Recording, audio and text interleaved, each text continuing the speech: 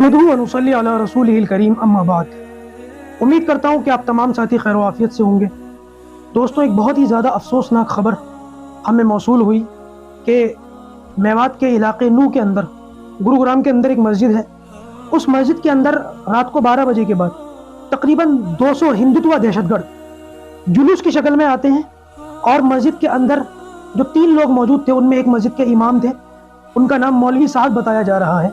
और इनके साथ 2 लोग और थे, वो मस्जिद के खुद्दाम थे या मुअज्जिन थे, क्या थे, बहरहाल इस भीड़ में उन पर हमला किया और इन तीनों लोगों को बुरी तरीके से मारा।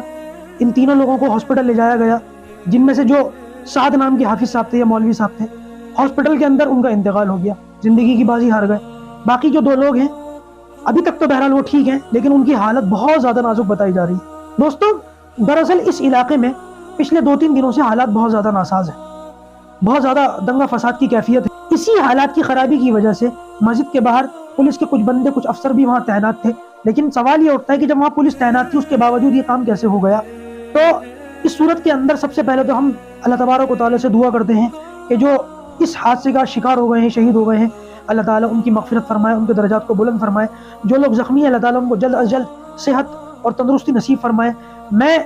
हमारी जो मुस्लिम तंजीमें हैं उनसे दरख्वास्त करूँगा कि इसमें भरपूर ताउन करें ज़्यादा से ज़्यादा इनके घर वालों का, और इनको इंसाफ मिलना चाहिए। और जो लोग इस गंदे काम के अंदर, इस गुनाह के अंदर मुलव्विस हैं, जिन्होंने मस्जिद को शहीद किया, हाफिज साहब को शहीद किया, ये इन पर सख्त से सख्त कार्रवाई होनी चाहिए और ये लोग अपने अंजाम को पहुंचने चाहिए। लेकिन साथ साथ मैं आप लोगों के सामने एक बात की और वजाहत कर दूं, वो ये कि हाफिज साहब जो शहीद हुए ना, इनका नाम साद बताया जा रहा है, और मैसेज के अंदर जब इनका नाम साद कह करके कहा जा रहा है कि मौलवी साद शहीद हो गए, तो बहुत सारे लोगों को ये गलतफहमी हो रही है कि जो दावत और तबलीग का मरकज़ और उसके जो मौलवी साहब हैं वो शहीद हो। हालांकि वो मौलवी साहब अलग हैं और ये जो मौलवी साहब हैं, मौलवी साहब जो शहीद हुए हैं, ये दूसरे हैं। तो यहाँ पर इस बात की भी वजाहत की ज़रूरत है कि जब किसी को बताएं तो पूरी बात बताएं, खामखा लोगों के अंदर दूसरी बातें ना फैलाई, क्योंकि इससे खामखा जो है ना लोगों के अंदर दहशत का माहौल बनेगा और अफवाह फैलेगी, और बिला वजह जब वो अफवाह फैलती है और बाद में सही बात सामने आती है तो फिर सोशल मीडिया के इस दौर में लोगों को यकीन करना मुश्किल हो जाता है कि कौन सी बात सही है, कौन सी गलत है। फिर सही भी बताई जाती है ना तो लोग उसको गलत ही समझते हैं। इसलिए ज़रूरत इस बात की है